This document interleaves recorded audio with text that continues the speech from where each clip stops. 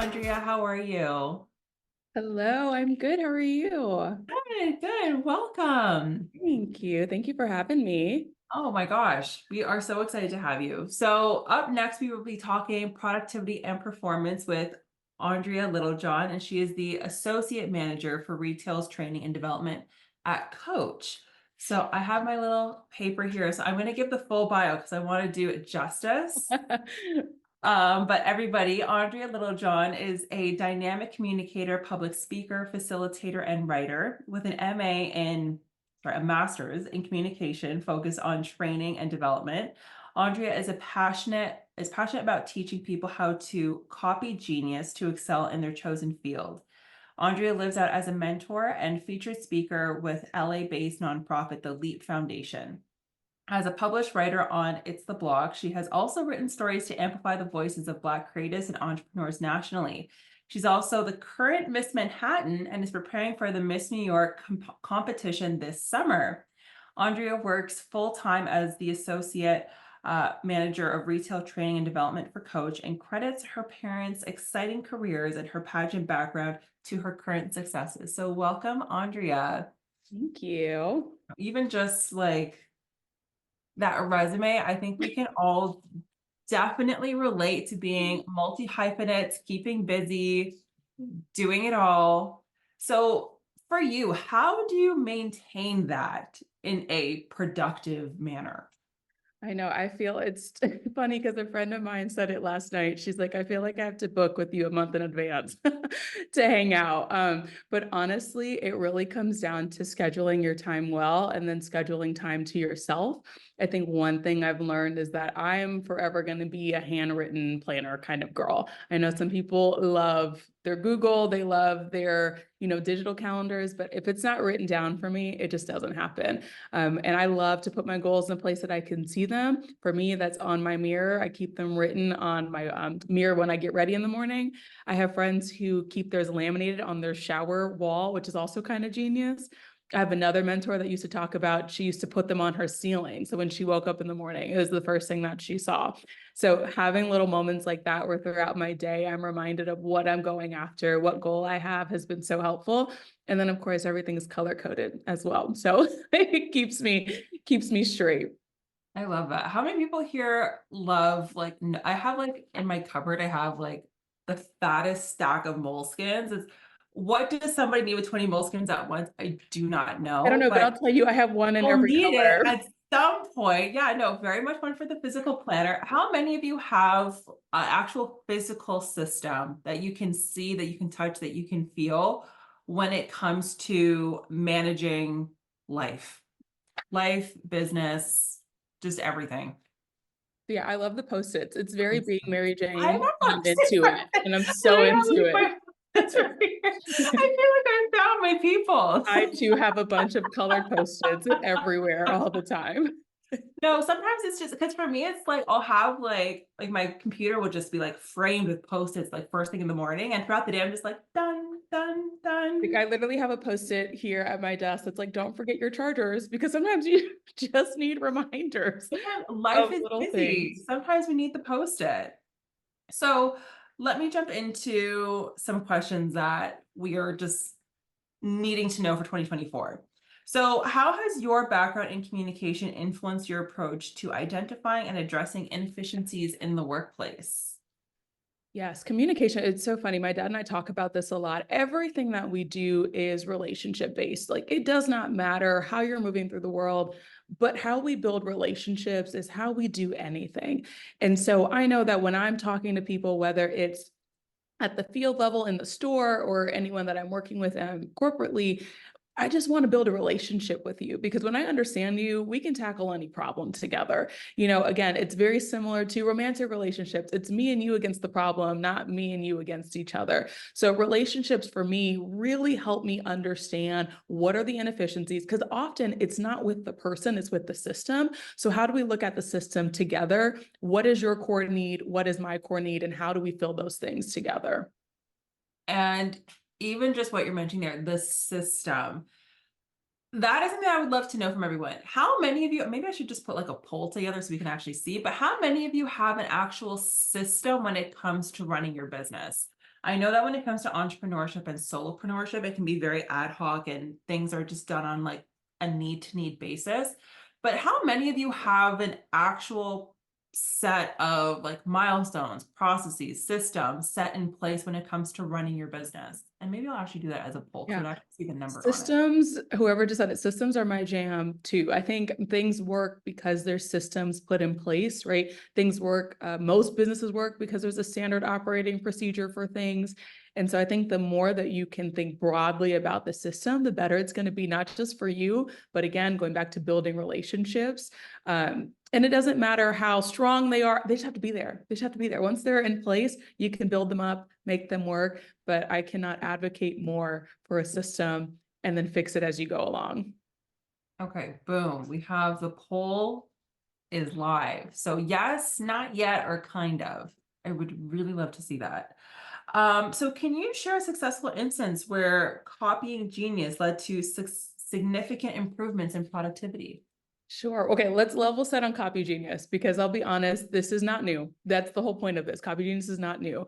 It's not plagiarism. It's not taking someone's and making it your own. Rather, it's the idea and the notion that trial and error can take a lifetime. And in some instances, that's great. But borrowing somebody else's knowledge can take the time of lunch. And what I've learned is that when you sit down with the right people, they have more wisdom than your 5 times, 7 times, get back up 8. I get that. And I'm all here for the trial and error. But why not talk to people who've already done what it is that you're trying to do and learn from the mistakes that they've already experienced and they've already learned from? And then you can start at a little bit of an advantage, starting your mistakes up here versus starting down here, right? So Copy Genius is taking someone else's knowledge, applying your own lived experiences, and then creating something new from it. And so when we talk about Copy Genius, it is like another fancy, fun way of saying mentorship, because that's really what it comes down to. And so for me, I've been able to copy genius from some incredible and extraordinary people. The same person that I was talking about who used to put her goals on her ceiling is a friend of mine. Her name is Marty Reed, and she is phenomenal. One thing that I've learned from her is about time management. So we talk about the system of time management. She has taught me that.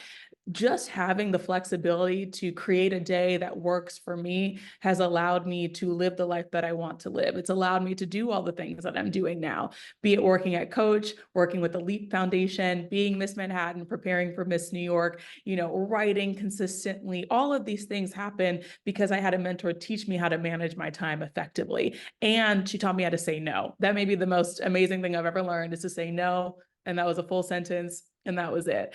And so to be able to have someone like that who poured into me at a very young age and then still keeps up with me as I've gone through college and, a graduate career and postgraduate, I've just been able to create the life that I've wanted to live because I now have the time to do so. Didn't have that before. And so again, another thing I can't stress enough is time management, because we can't effectively tell time to stop, but we can manage what we do with time. So by copying her genius and how she managed time, I've been able to do the same. So you mentioned that you had to learn how to say no and that you had to learn how to do time management. What was it that made you realize like what I'm doing now is not working? I need to learn. What was like the point for you where you were like, enough? The end. Yeah, it's when you get down at the end of the day, you're laying down and you realize you've not accomplished any single thing that you actually wanted to do, but you were stuck in obligations. And so I even said this just recently while I was on vacation, over the holidays, during Christmas. And I remember telling a friend of mine, I said, it's vacation, not an obligation. So I should not feel obligated to have to do things outside of my comfort because I just want to be on vacation. I don't want to feel obligated. And that was kind of another wake up moment for me, right? And so I feel like when we lay down and if we realize all we've ever done was the things that we were obligated to do, then what have you done for yourself to be successful in your personal life? And so for me, that's when I realized, oh, I've got to say no. And it's also, there's a whole communication theory if you're a nerd like me and you want to study these things, but expectancy violation theory talks about breaking expectations that people have for you. When you get comfortable breaking the expectation that's been placed on you, you become maybe the most powerful you that you've ever been. And so I've learned that it does not matter what people expect of me. It does not matter what people say I have to be or have to do. The box was never meant for me. So I'm going to be outside of the box. And if I violate an expectation that you have of me, then maybe that's an invitation to assess, is it really me that you need doing it, or is it something that just needs to get done? And if it's something that just needs to get done, I want to invite you to ask somebody else because my Oh my- time is capped out.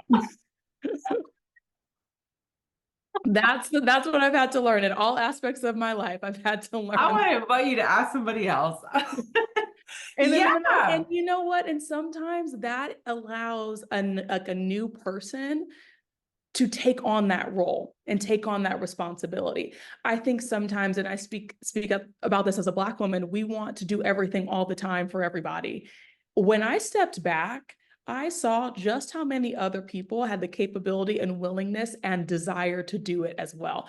We cannot see more leaders rise if we don't first step back ourselves.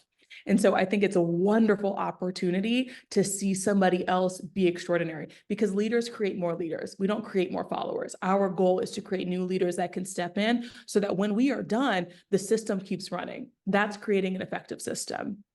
Absolutely. And I mean, again, so you do training at like one of the most notable fashion companies in the world. So when you're bringing somebody in and they have their experience, yes, but you essentially need to shape them into what Coach needs, what this global company needs. How do you essentially assess where they're at and then be able to apply that to the needs of the company? I'll take you back. I started in the store. So I'm very unique in that experience that most of my career, actually all of my 20s has been with one company. I've only ever known Coach, and that's kind of rare to say. I started in college, through grad school, moved around, and was committed and loyal to this brand because I love it so much, truly. And I've always loved it. And one thing that I've learned is that when you are committed to something or you love something, you're going to do all of your research about it. And again, this goes for any company anywhere. Do your research. Know your company, know the product, know whatever it is.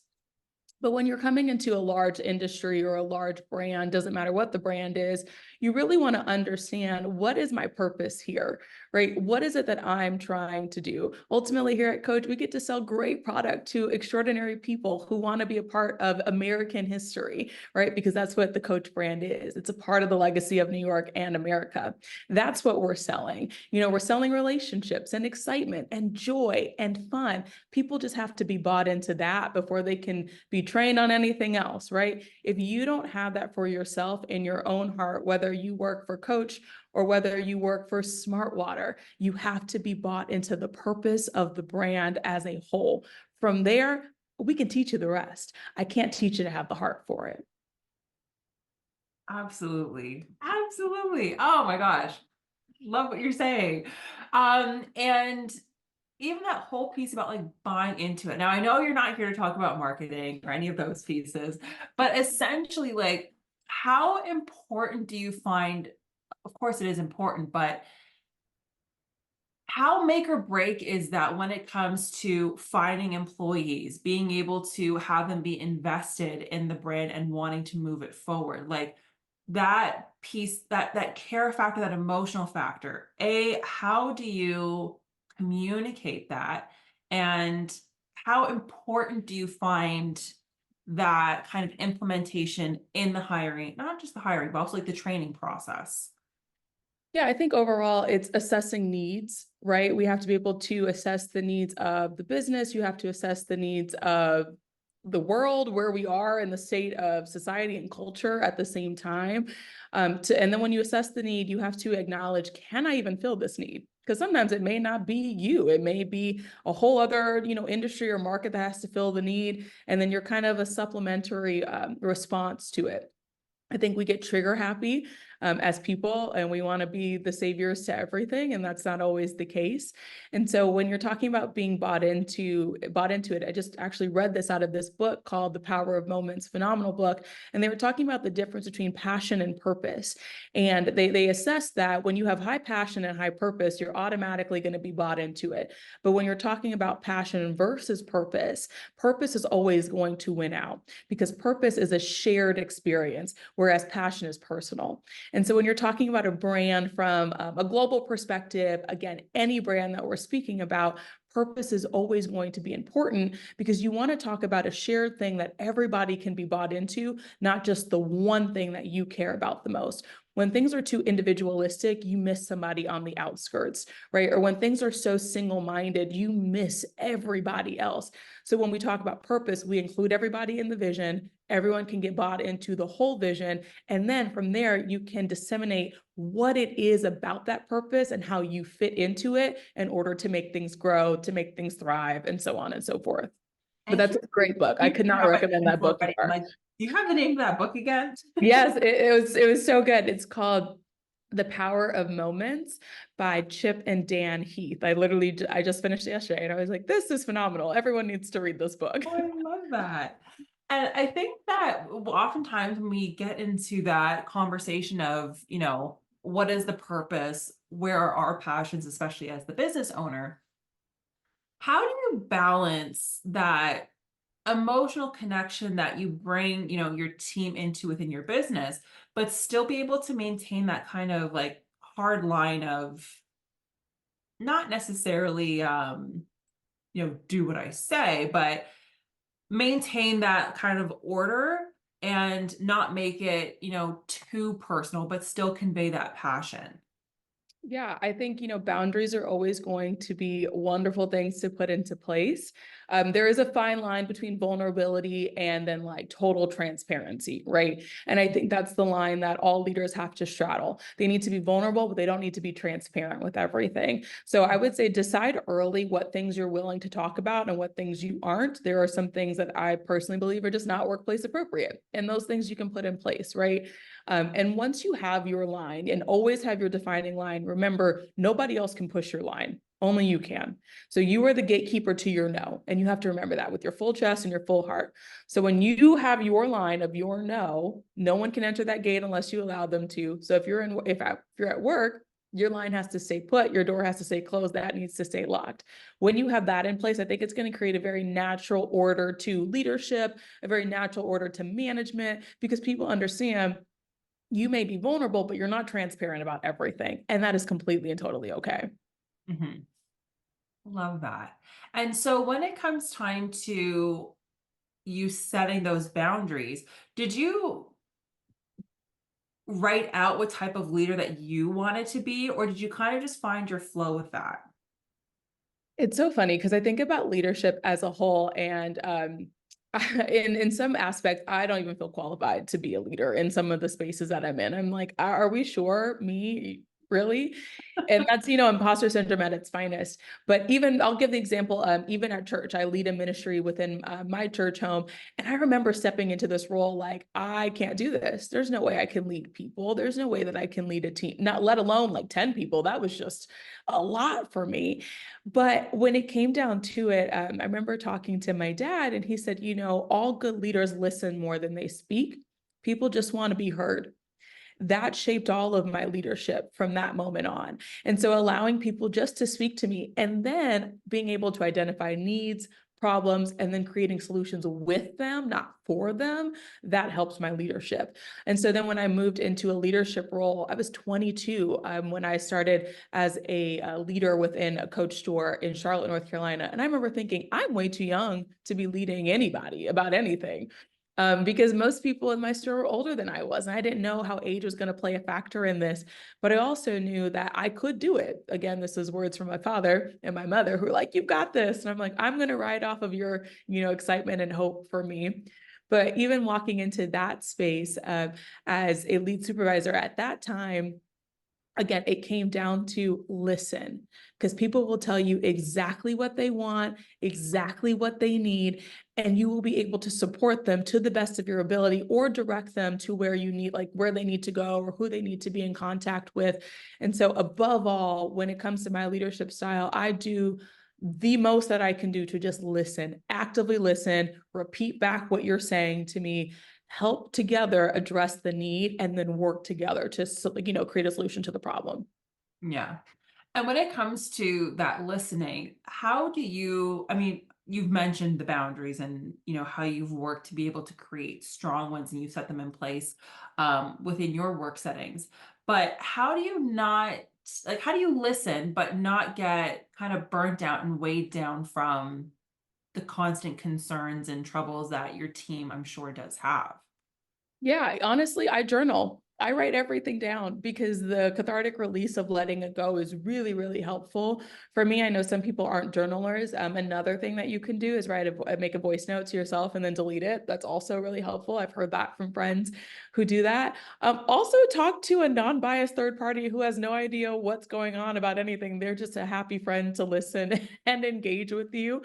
But I think you have to be able to release it in some facet, in some way. Maybe you like to work out. Endorphins always help, right? Maybe you love to binge watch a good Shonda Rhimes show. That's me. Okay. I want to like get lost in a whole new world sometimes. That's also helpful. Read a good book, make a new meal. Sometimes we have to do things that create another outlet for us to let go of some of those things. Because ultimately, you're going to hear a lot of concerns no matter what you do. If you position yourself to listen to as many people as possible, you're going to get a lot. But what you should focus on is not about each individual concern, focus on the themes. What's coming up? Is there a major theme that I can, stick my hand into and help support majority of people? Because if you focus on every single concern all the time, yes, you are going to be so burnt out. But if you focus on the theme, you can help more people at one time. Amazing. And so, how do you align your individual and team training goals with like broader performance objectives in a retail setting? So this is where I get nerdy because it all comes back to science. As crazy as that sounds, I read a book in my graduate years called The Art and Science of Training. And again, it really breaks down from theories to how theories work in real life. Sounds crazy, I know, but if you want to be successful in anything, I fully advocate for learning the science of it. Because when you learn the science, it's kind of like saying when you know your why, you can conquer any how. So if I know why something works, I know how I can make it work, right?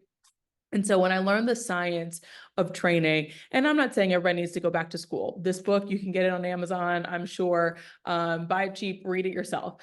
But learning the science of it helps me understand not everything is about me. Not everything is about what I want or need, and not everything is about my desired outcome. You have to ask yourself in any training setting, do I want it to work or do I want it to work right? At the end of the day, I want it to work right. So that may mean sitting down, letting it play itself out, seeing where the gaps are, finding the areas of opportunity, especially when you're looking at supporting, a field team. I don't always get to see the effects of how it works right away. So we have to rely on other people's feedback. That may mean that what we tried to come up with wasn't right. That's okay. Be flexible to change, be flexible to things not working. But again, do I want it to work or do I want it to work right? And if I want it to work correctly, if I want it to work well, if I want it to have longevity, I have to be willing to change, make adjustments, and not be offended that what I wanted didn't work. So, when you're talking about like that piece of longevity, I'm sure that you've had, a number of initiatives, projects, and things like that that have maybe like not met your expectations. So, what challenges like have you faced in these settings and in meeting performance goals, and how have you overcome them? It's bring back to that theory, expectancy violation. It works against you as well, right? And so we all have hopes, dreams, goals, expectations. And I remember learning this a couple years ago. There's a difference between expectations and requirements. Expectations is a demand. It has to get there. It has to reach it. Requirements allow us to take a prerequisite to get there. It's a learning. It's an opportunity to do something new, to do it better.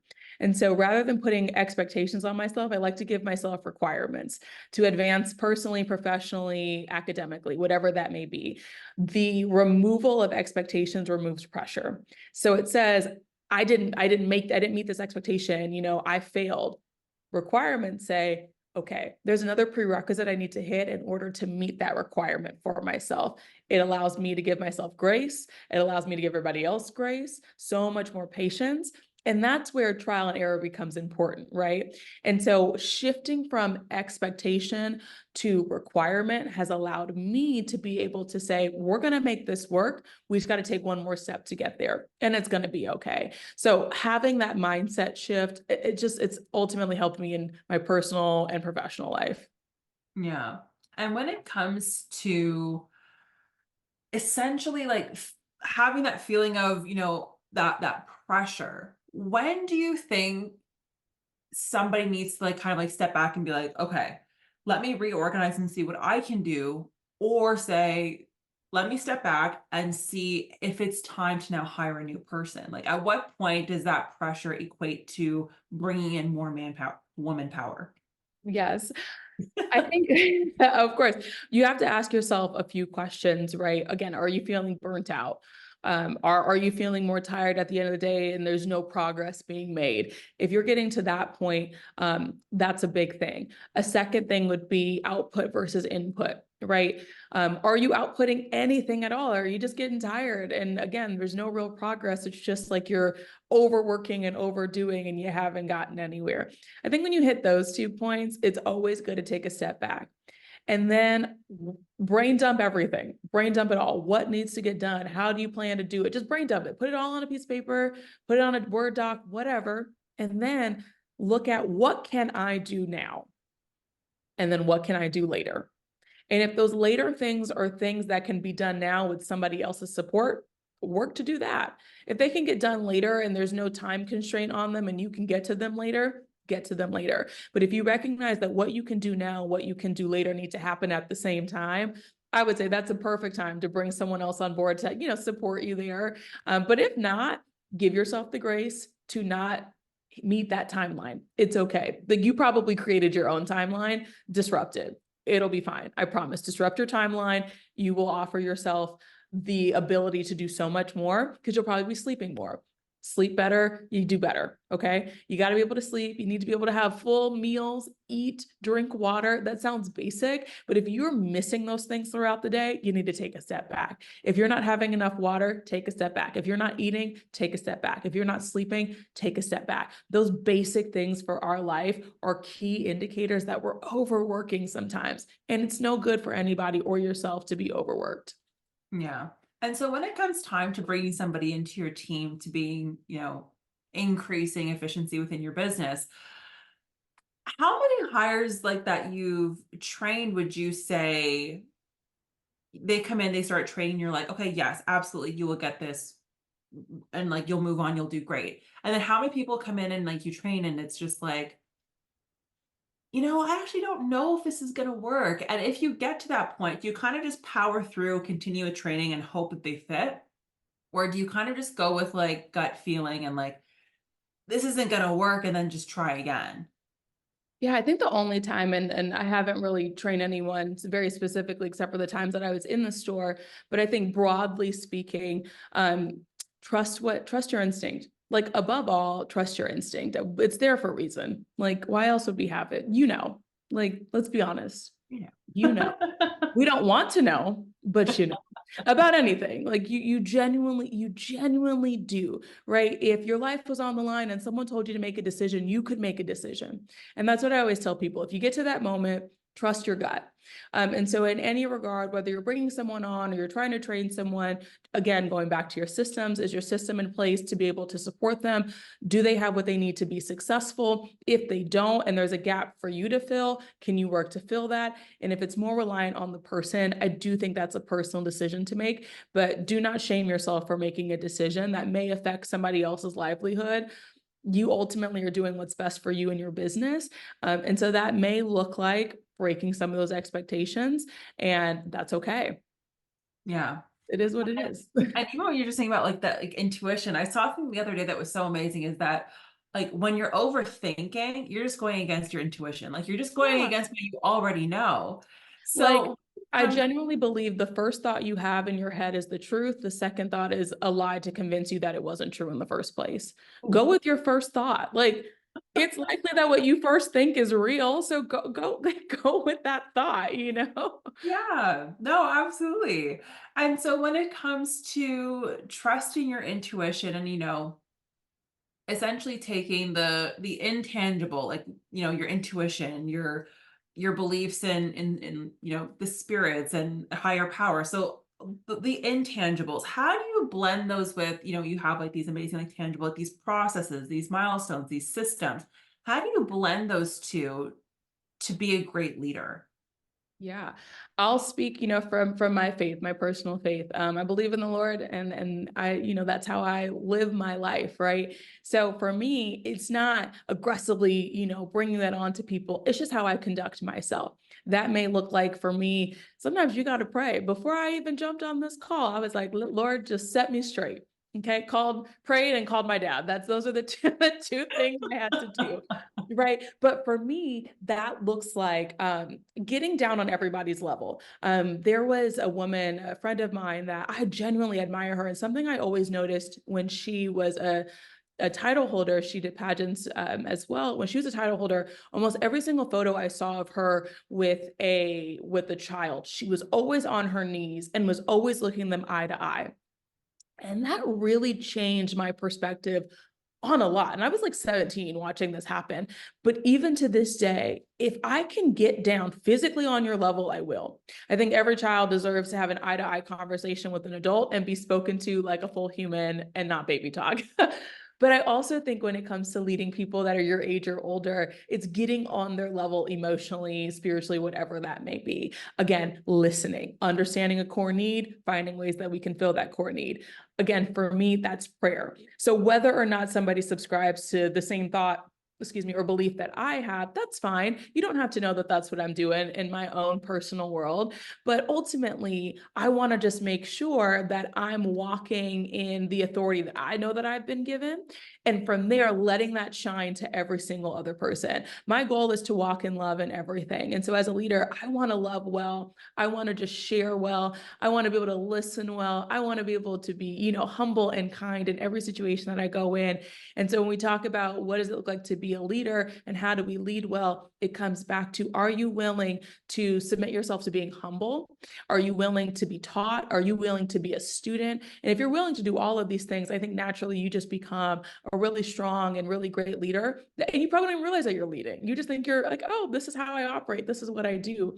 And so that's kind of what it looks like for me, is taking the personal things that work for myself, being able to, again, within my own space, in my own journal, in my own time, setting those, again, those clear boundaries, setting those moments for me to have what I need, be able to make sure that my cup is filled up so that I can continue to pour out. And so in that regard, when it looks like leadership, it's, if I'm not totally full, it can be really, really hard to pour out as a leader. And so I have to put those things in place to make sure that I have the opportunity to be filled. For me, that's the vehicle of prayer. It's having those conversations with the Lord. It's getting my mind right, because the lies, they come in sometimes. So we have to remind ourselves of the truth. And the truth is that everybody that's on this call, everyone that's listening, like, you were doing just fine. You were doing more fine than you think you are. And if no one told you that truth today, I want to tell you, you are doing fine. And I'm very proud of you, because just your showing up means that you are taking a personal investment in what's next for you. And that's really exciting. And so I've had to tell myself that, but when I realized I tell myself affirmations, why not share it with other people as well? That's being a good leader. It's taking what you're learning, being willing to share it, and then wanting them to succeed past you. Okay, Miss Manhattan. She's trying, girl. Amazing. Oh, I love that. I know, not even Miss New York. We're manifesting it. We're manifesting. And so even with that, so with your pageant experience, like, how has that influenced your, perspective in maintaining excellence under pressure? Yeah, people have so many thoughts about pageants, and so did I until I started them. I have been doing pageants for the better part of 10 years and did not think that that was going to be like my pre-professional life. But it took one person who saw me in an airport. She came up to me. She said, "You would be really great at pageants." And I'm like, "Me? The girl who played sports, who has a football coach for a father? You're kidding. No way." And I tried it. And the first time I tried it, I came in third. And I remember it being such an exciting feeling, but I was like, I really want to win. So what do I need to do to win? You know, because I'm hyper competitive. So I'm like, how do I win? And going into it the second time, I ended up speaking with as many people as I possibly could who've already won and who had already lived out their year. Again, going back to this copy genius mindset before I really knew that that's what it was. And so my second time went in, ended up winning. So at 17 years old, I was Miss New Mexico Teen USA. Wild experience, getting to go to a national competition, representing a state. Like it was so fun. I'm like, oh my goodness. And then for me, that was a peak. I'm like, that's it. I don't need to do this again. But then I got into college and found out about the Miss America organization and said, you know what? Let's try it. And so when I got into that, and again, the scholarship money, ridiculous. Okay. I thank them for every dollar I've ever had to be able to have any education that I have now. Like it was been phenomenal. Through that experience and then talking about leadership, the amount of women, like that sisterhood is so strong. There are people I can still call today and, you know, we can support each other, get wisdom from, get advice from. Leadership in that regard is very peer-to-peer. And I think sometimes we think about leadership as like this top-down approach, but the informality of leadership and mentorship is so important. Putting yourself in the same room as people who are equally, you know, passionate about what they're doing or wanting to hit another point or another goal is going to be really helpful.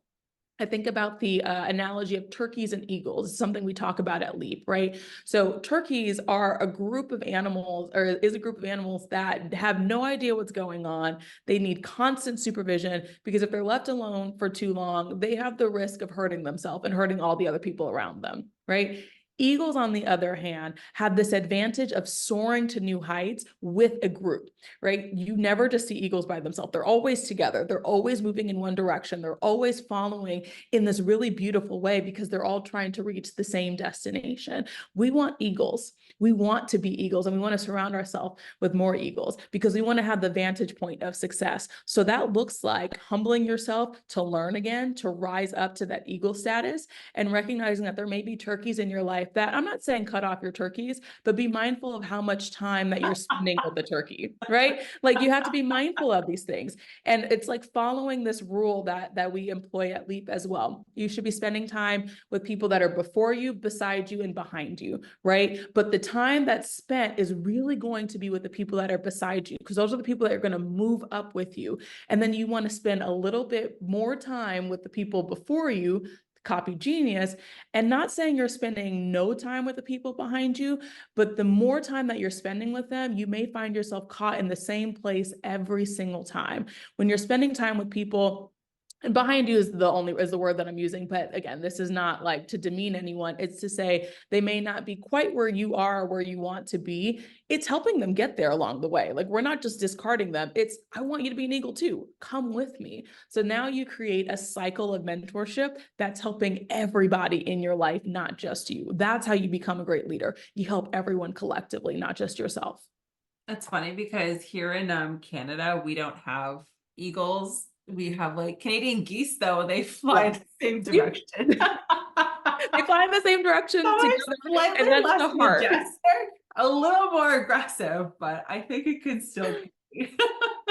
I'll take it. I'll take whatever you Yeah. want to put there. Yeah, no, but yeah, and they stop traffic. So yeah, traffic stopping. But something that I love that you said that was even just tapped into in our just last session is that competition, you would think that like Miss America pageant and there's like just the worst, stereotype of women that like so competitive, so catty, we don't get along. So I think it's so amazing about you coming in and saying it's sisterhood. We're all helping each other out. Like it's leadership, but we're It here. is. And I think that that's something that's so great that everybody please take note. Scroll back through where everybody was dropping in their businesses and see where you can have the person who's beside you to walk with because it can get lonely. It can get very, very lonely. Listen, I will say, even when I live in New York, living in the city, you know, it can be a very fast paced. Everyone talks about it, right? It's so fast paced. There's moving all the time. It's a transient city. People are in and out. But I was really, really dead set on creating community. Now, I had an advantage because of pageants. Like there's people I knew because of pageantry. And so you kind of have that built in as well. If you have a hobby, find the people that are in the hobby with you, start talking to those people. Again, everyone here, connect with the people. They don't even have to have a similar business as you. Just connect, because what better, going back to relationships, what better than to build a relationship with someone that as you're going through all of it, have someone to be like, hey girl, did you run into this problem at all? I know we're not in the same industry, but do you have any advice on how to get through it? Or, hey, we are in the same industry. This came up for me. Has this come up for you yet? Now you're creating dialogue and conversation. And, when we talk about competition, which I get it, right? It's a pageant, it's a competition. I understand. Ultimately, you see it at the end of most pageants that we watch. Those women love each other. I've been a part of those groups. We're attacking the winner, no matter who it is, because it's this joy of seeing somebody reach their goal. When you are in community with people, that celebration is unmatched. And so you want people around you who are going to be just like the women at the end of the Miss America pageant, running to the winner, because no matter who reaches it first or second or whatever it is, you will always have people running to you to celebrate you. And that's what I found in pageantry, and what I still find in pageantry. It is constant celebration for even the smallest things. Every little moment should be celebrated. I don't believe in waiting for, the baby, the weddings to celebrate it. Celebrate the fact that you hired an employee. Celebrate the fact that you finished a book that you didn't think you were going to get through. Celebrate the fact that you made it outside and you took a walk on a day that was so busy, but you prioritized yourself. Celebrate the mundane, because if we celebrate the mundane, then we recognize that what we're doing is for a purpose. And that means that there is something behind it that's going to come back up. Someone can come behind you, also do the same things, and know that it's going to be really, really exciting for when they do it as well. Celebrate the mundane, because I promise you it's going to make life so much easier and better and more fun. I'm Celebrate all about to the go time. pop some of like some black girl magic bubbly while I do laundry. Like, Do it, because what are we waiting for? If we are what are you waiting waiting for other for? people to Absolutely. celebrate you all the time, you will miss the celebration. But if Yeah. you schedule within your month, I'm going to celebrate whatever it is, it can be, I cleaned out my closet and I was like, this is cause for celebration. Okay. I bought ice cream. I did Pilates and then bought ice cream. Balance. Okay. There is balance there. But being able to celebrate myself even in that moment, it's like, yes, I cleaned up my closet. I've got a fresh start. I'm feeling really good. It just allowed me to like remind myself that I'm doing things.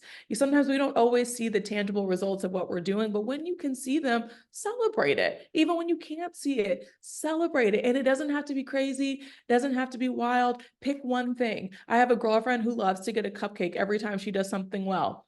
I'm like, yes, girl, pick me up one too. I'll Venmo you. Right. And so even in those moments, it allows us to say, we don't have to gather people all the time to celebrate. It's nice when we have it, which is why I recommend always having a community. But even when you don't, honoring yourself and celebrating yourself is truly going to I think it's going to change a lot of things, because you're going to want to hit more mini goals along the way.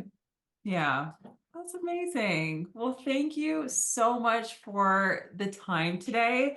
I know there were so many gems. I have like a whole like more list of questions that we even had for you, but I mean, if anybody has any follow-up, Andrea, please put your socials so that everybody can also like support your Yes. pageantry journey. Before, I know the And pageant stuff is crazy, but if you're like, I want to see her become Miss New York, help a girl out.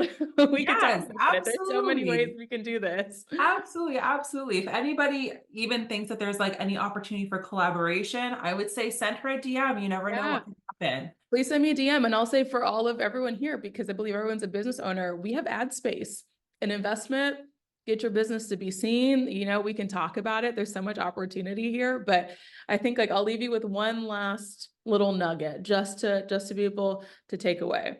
Above all, and everything that we've talked about today, which I'm really passionate about, all of these things, mentorship, training, all the fun stuff. Give yourself grace to change your mind. If you get deep into this and you're like, that's it, you know what, it's not for me. Give yourself the grace to change your mind. You can always change your mind. It does not matter what anybody else thinks or says. You can always change your mind. It is the most beautiful, freeing thing in the world to change your mind. And I feel like there's someone here who really needed to hear that on whatever decision that you've made. Change your mind. It's okay. And then deal with it later. But when you change your mind, it gives you the ability, the freedom, and the power, and the authority and autonomy to say, I can make decisions. I'm good at making decisions, and I'm a good leader. That's it. Change your mind whenever you want. You're allowed to. And deal with it tomorrow. And sometimes you can deal with it, put it on your schedule, deal with it tomorrow. Give yourself an hour to Exactly. think Write about it into the calendar, deal with put it in your next calendar, week. build it into your system, change your mind. And I just saw someone ask the question, the name of that science book I was talking about is The Art and Science of Training. Yes. Well, thank you so much for coming on. It was Thank wonderful to you. have you. Snaps all around. And we will absolutely stay connected. And everybody, please give a follow. And yeah, thank you so much. Have a great Thank you day. guys.